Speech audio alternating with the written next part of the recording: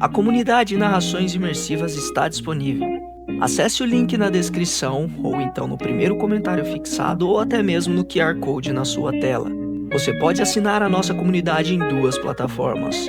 Estamos tanto na Aurelo quanto no Spotify, via Patreon. Ao se tornar membro da nossa comunidade, além dos livros já disponíveis no nosso canal, você encontra uma série de livros exclusivos para a nossa comunidade. Todos os livros são em formatos de MP3, sem interrupções ou propagandas, para uma maior e melhor narração imersiva. E para aqueles que já são membros, já estão aproveitando do nosso mais novo projeto, que se trata de Harry Potter totalmente ambientado, sonorizado e com a trilha oficial dos filmes. A versão definitiva para quem busca uma verdadeira imersão na saga. Então não fique de fora. Assine a nossa comunidade e descubra mais uma forma de ouvir narrações imersivas.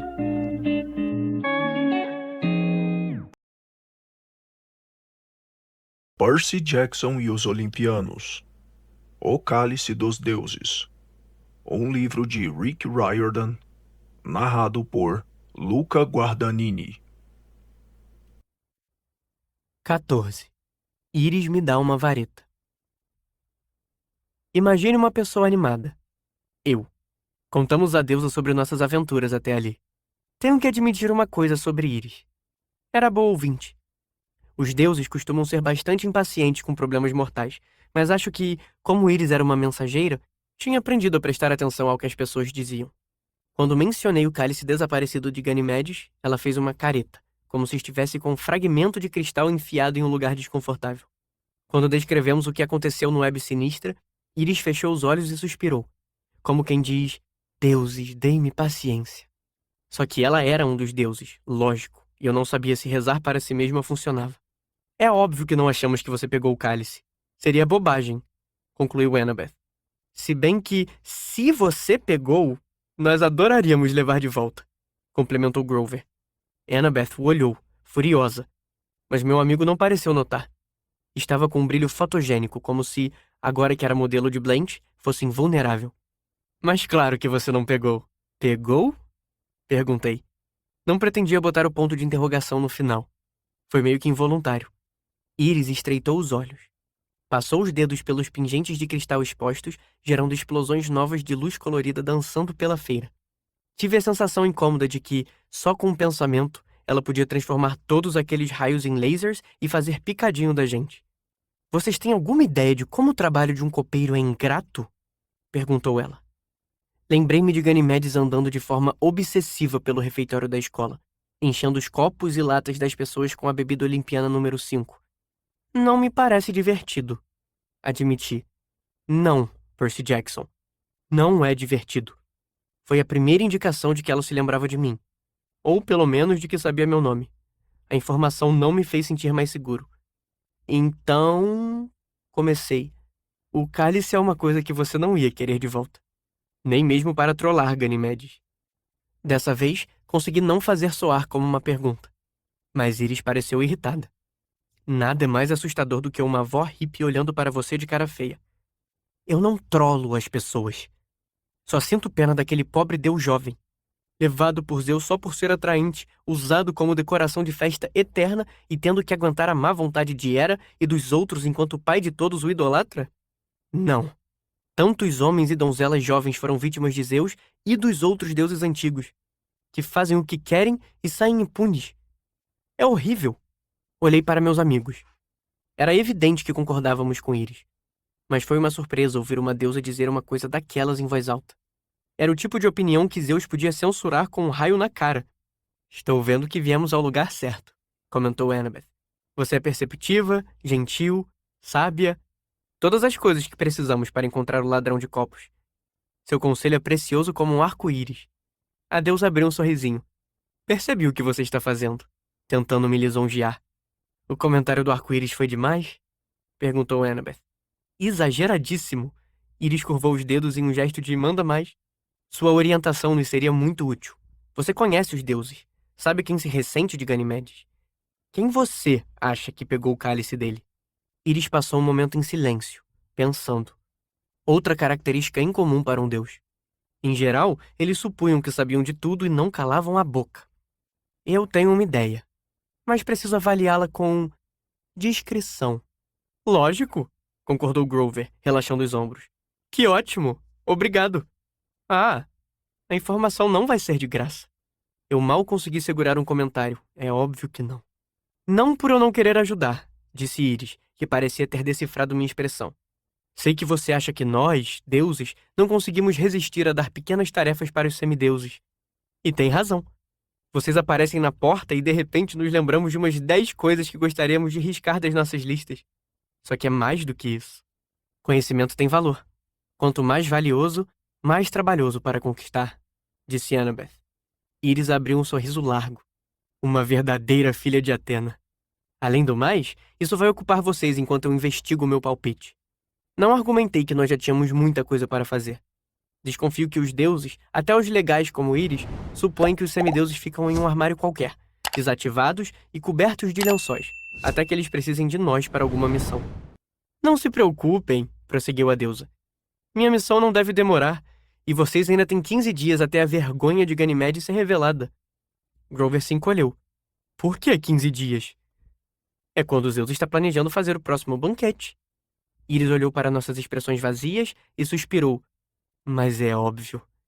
Zeus não contou isso para Ganymede, certo? Ela se virou para Annabeth. É o Épulum Minerva, o antigo festival romano para honrar sua mãe. Zeus decidiu dar uma festa para ela, provavelmente porque quer alguma coisa de Atena. Uma nova invenção, uma guerra, um tipo de azeitona sem caroço, quem sabe? Se o cálice não for encontrado até lá, todos os deuses vão perceber que Ganimedes o perdeu. Zeus vai ficar furioso. Ganimedes vai ficar... Bom, digamos que não vai mais habitar entre nós. O lábio inferior de Grover tremeu. O brilho de modelo fotográfico tinha sumido. O que você precisa que a gente faça? Iris sorriu. É esse o espírito. Ela se virou e começou a retirar pingentes de cristal de um suporte no fundo da barraca. Quando havia acabado com os colares, reparei que aquilo não era só um suporte, e sim um cajado de madeira do tamanho de um cabo de vassoura, com uma espécie de decoração chique de metal no topo. Iris o pegou e apoiou na mesa entre nós. Os olhos da deusa brilharam, como se estivéssemos em um episódio de Trato Feito, e ela mal pudesse esperar nossa oferta por aquela relíquia. Annabeth inspirou fundo. É seu Querikion! Ah, certo, falei. Um Querikion. Eu ia chutar que era grego para batedor de tapetes, mas não queria estar enganado. Annabeth revirou os olhos. É um cajado de arauto, Percy. Como que Hermes usa. Isso, concordou Iris, com melancolia. Mais um antigo trabalho meu. Eu era a arauta dos deuses. Observei o cajado. Ao contrário do caduceu de Hermes, não havia cobras vivas enroladas nele. Mas quando olhei com mais atenção, percebi que o topo de metal tinha o formato de 2 serpentes. Ambas tinham um chifrinho e estavam enroladas formando um 8, uma de frente para a outra no topo. O metal tinha ficado coberto de sujeira ao longo dos anos e era difícil identificar muitos detalhes. A madeira também estava em péssimo estado, com manchas escuras de fuligem e de óleo. Eu me perguntei quanto tempo fazia desde que Iris havia deixado de ser a deusa mensageira. Talvez tivesse sido antes de Hermes nascer, o que foi tipo... bastante tempo atrás. Parecia que aquele cajado não era usado como nada além de suporte para as peças em liquidação desde então. Também me perguntei quantas vezes um deus podia mudar de função. Iris um dia simplesmente decidiria se tornar a deusa das proteínas à base de plantas? Ares podia desistir da guerra e se tornar o deus do tricô? Eu pagaria dracmas de ouro de verdade para ver isso. Percy? Chamou Grover, me tirando daqueles devaneios. Desculpa. O quê? Você ouviu, né? Iris estava explicando que o topo é de bronze celestial e a base é de carvalho de Dodona. Entendi. Eu não tinha ideia do que era carvalho de Dodona, mas não parecia nada muito limpo. E o topo parecia mais sujeira celestial que bronze celestial. Então a gente tem que dar uma mensagem com ele? Ah, não. Esses dias ficaram no passado. Mas nos tempos antigos, eu usava este cajado para criar maravilhosos arco-íris enquanto voava pelo céu, viajando de um lugar para o outro. Eu sinto saudade disso. Iris suspirou. Gostaria que o cajado fosse limpo e retomasse a glória de antigamente. Admito que eu devia ter feito isso um tempo atrás, mas é que... Bom, eu fiquei meio amargurado de ter perdido meu cargo para Hermes. Pensei no que ela tinha dito antes, que não se ressentia de Ganimedes por ter perdido o trabalho de copeira, mas perder o de mensageira tinha deixado Íris amarga. Eu me perguntei o quanto podíamos confiar naquela vovó simpática do arco-íris. Estou supondo que não dá para limpar com sabão, falei. Nem levar o cajado para ser lavado a seco? Ah, não. Ele só pode ser lavado no rio Elisson, respondeu Íris. Annabeth a encarou. Eu não conheço esse. Eu conheço, disse Grover, mas não pareceu feliz. Antigamente, o Elisson era famoso pela água mágica transparente. Dizem que podia limpar qualquer coisa, por mais suja que estivesse. E certas criaturas tiraram vantagem disso. É verdade, concordou a deusa. As fúrias às vezes se banham lá. Um banho no rio Elisson é a única coisa que consegue tirar o fedor do mundo inferior delas quando precisam andar entre mortais. Estremeci ao pensar na minha antiga professora de matemática, a senhora Dodds, também conhecida como a Fúria Lictor. Não gostei da imagem dela se banhando em um rio antes de nos dar aula de pré-álgebra. Outros monstros também, falou Grover, olhando para o topo de cobras no cajado. Como serpentes com chifres. É verdade. Muito bom, jovem sátiro, elogiou Íris.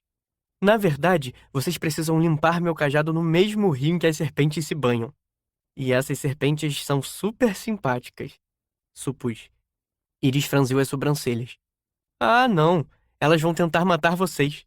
Pelo visto, como Abby, Íris era imune a sarcasmo. Mas tome cuidado, vocês não podem fazer mal às serpentes. Porque são sagradas para você? De jeito nenhum. Mas quero que esta missão seja livre de crueldade. Vocês precisam encontrar um jeito de realizar a tarefa sem fazer mal a nenhuma criatura do rio. Boa sorte, semideuses. Agora, preciso voltar aos meus deveres. Uma confusão de clientes se aproximou da barraca de Íris e começou a soltar nossas e uaus diante dos cristais. Fomos dispensados.